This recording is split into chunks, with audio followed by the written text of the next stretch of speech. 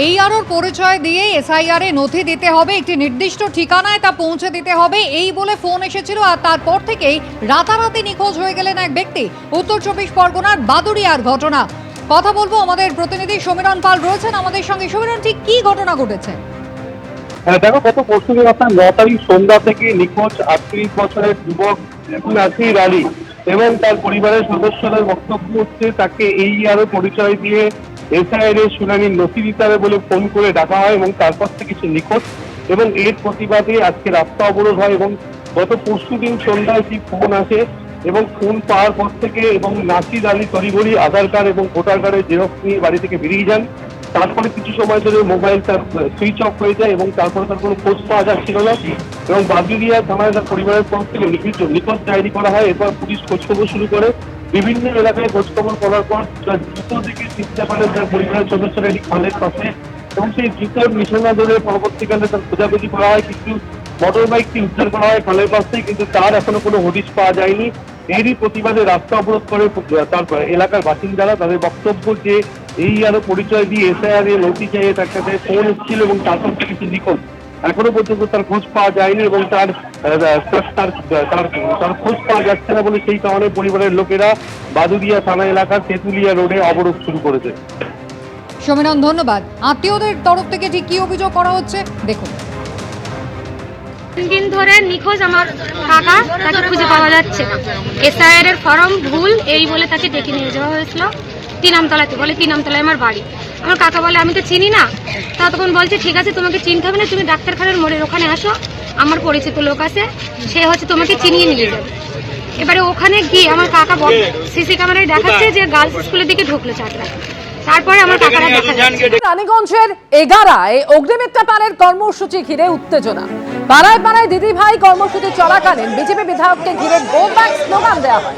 বিধায়কের সামনেই তৃণমূল এবং বিজেপি কর্মী সমর্থকদের মধ্যে হাতাহাতিও শুরু হয়ে যায়। সেই ছবি দেখছেন এই মুহূর্তে।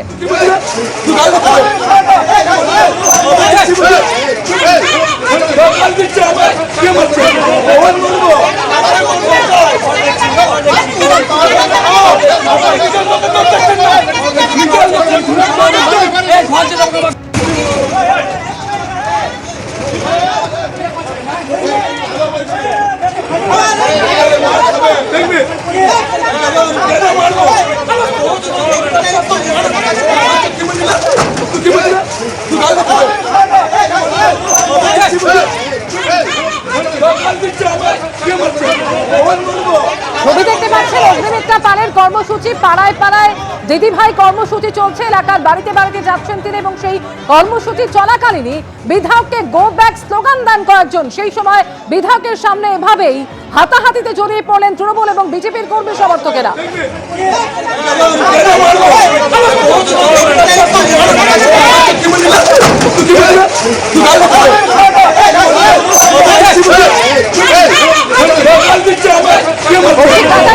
টেলিফোনে রয়েছেন আমাদের সঙ্গে কৌশিক। গো ব্যাক স্লোগান দেওয়াকে কেন্দ্র করেই এই উত্তেজনা, কি কারণে এভাবে হাতাহাতিতে জড়িয়ে পড়ল দুপক্ষ?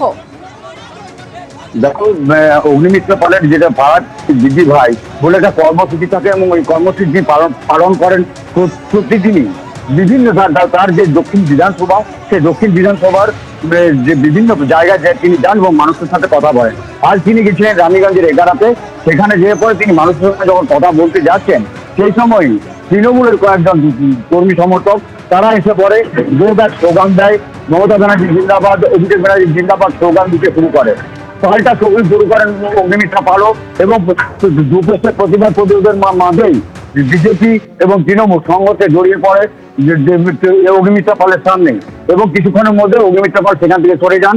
যদিও তৃণমূলের যেটা দাবি যে অগ্নিমিত্রা পালকে 5 বছর দেখা যায়নি ওই এলাকায় এবং তিনি সেই কারণেই সাধারণ মানুষের যে ক্ষোভ, সেই ক্ষোভের বই প্রকাশ ঘটেছে এবং অগ্নিমিত্রা পাল যেটা দাবি করছেন যে তাকে দেখলেই তৃণমূল ভয় পাচ্ছে এবং সেই কারণেই তারা চাইছে না অগ্নিমিত্রা পাল কোথাও গরু। ধন্যবাদ কৌশিক।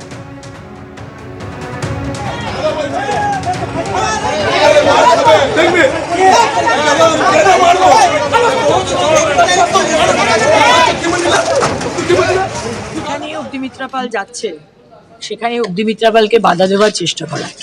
কারণ ওদের তো খুব অসুবিধা হয়ে যাচ্ছে। এরা তো সাধারণ মানুষ নয়, এরা হচ্ছে এখানকার যে পঞ্চায়েত মেম্বার তৃণমূলের বিবেক মণ্ডল তার গুন্ডা বাহিনী।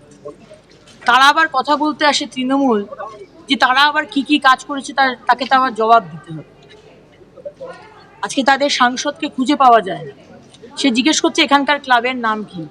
তারা জানে না যে বিধায়কের কাজ পাড়ায় পাড়ায় বাড়ি বাড়িতে গিয়ে কোথার নালি খারাপ আছে, কোথায় নালি পরিষ্কার হয় না, কোথাও লাইট লাগানো হয় না, সেটা বিধায়কের কাজ নয়, সেটা পঞ্চায়েত মেম্বার কাউন্সিলরের কাজ। আজকে আমরা বাড়ি বাড়ি যাচ্ছি মানুষকে বোঝানোর জন্য যে এই 15 বছর মমতা ব্যানার্জি যে ঠকিয়েছেন সেটা বাংলার মানুষের বোঝা দরকার। বাবরি যাত্রা আগামীকাল পলাশী থেকে ইটাহার পর্যন্ত হওয়ার কথা ছিল, আপনারা জানেন। সেই যাত্রা আপাতত পিছিয়ে দিচ্ছেন হুমায়ুন কবির। পরীক্ষার্থীদের অসুবিধে হবে, পরীক্ষা চলছে, আপনারা জানেন মাধ্যমিক পরীক্ষা চলছে, উচ্চ মাধ্যমিক কাল থেকে শুরু হবে। পরীক্ষার্থীদের সমস্যার কথা মালদা পুলিশ জানিয়েছে, আর সেই কারণে এই বাবরি যাত্রা পিছিয়ে দেওয়ার সিদ্ধান্ত নিলেন হুমায়ুন কবির। পরীক্ষার্থীদের কথা ভেবেই এই সিদ্ধান্ত তিনি নিয়েছেন, এমনটাই জানানো হয়েছে। আপাতত পলাশী থেকে ইটাহার পর্যন্ত বাবরি যাত্রা স্থগিত, কিন্তু তার বদলে পদযাত্রা করা হবে, এমনটাই বলেছেন হুমায়ুন কবির। পলাশী থেকে বেলডাঙ্গা পর্যন্ত 22 কিলোমিটার রাস্তা জুড়ে আগামীকাল হবে পদযাত্রা। পলাশী থেকে ইটাহার অর্থাৎ দক্ষিণবঙ্গ থেকে উত্তরবঙ্গ পর্যন্ত যে বাবরি যাত্রার কর্মসূচি 100 কিলোমিটার নিয়েছিলেন হুমায়ুন কবির, আপাতত পরীক্ষার্থীদের সমস্যা হবে মালদা পুলিশের পক্ষ থেকে জানানো হয়েছে, আর সেই কারণে এই কর্মসূচি তিনি পিছিয়ে দিচ্ছেন। আপাতত পলাশী থেকে ইটাহার পর্যন্ত বাবরি যাত্রার কর্মসূচি পিছিয়ে দেওয়ার সিদ্ধান্ত নিলেন হুমায়ুন কবির। তার বদলে আগামীকাল পলাশী থেকে বেলডাঙ্গা পর্যন্ত 22 কিলোমিটার রাস্তা জুড়ে হবে পদযাত্রা। ইতিমধ্যেই বোর্ডের পরীক্ষা শুরু হয়ে গিয়েছে, একদিকে মাধ্যমিক পরীক্ষা চলছে, উচ্চ মাধ্যমিক পরীক্ষা শুরু হচ্ছে, পরীক্ষার্থীদের সমস্যা হতে পারে সে কথা মালদা পুলিশের পক্ষ থেকে জানানো হয়েছে, আর সেই কারণেই হুমায়ুন কবির তিনি জানিয়েছেন পলাশী থেকে ইটাহার পর্যন্ত অর্থাৎ দক্ষিণবঙ্গ থেকে উত্তরবঙ্গ দুদিনে 100 কিলোমিটার যাত্রার বাবরি যাত্রার যে ঘোষণা তিনি করেছিলেন আপাতত তা তিনি স্থগিত রাখার সিদ্ধান্ত নিলেন। তবে আগামীকাল 22 কিলোমিটার পলাশী থেকে বেলডাঙ্গা পর্যন্ত রাস্তা জুড়ে পদযাত্রার কর্মসূচি নেওয়া হয়েছে।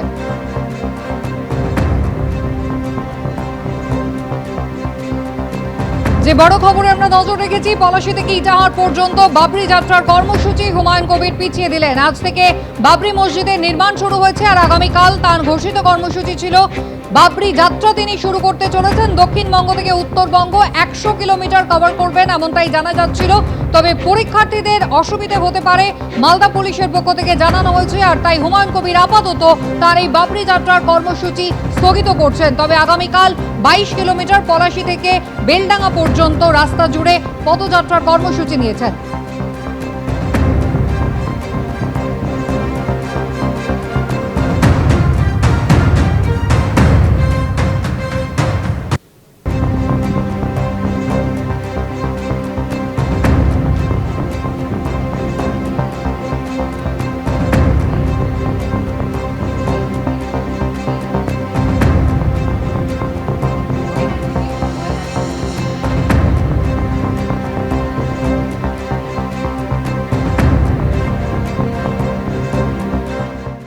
এবিপি আনন্দ, এগিয়ে থাকে, এগিয়ে রাখে।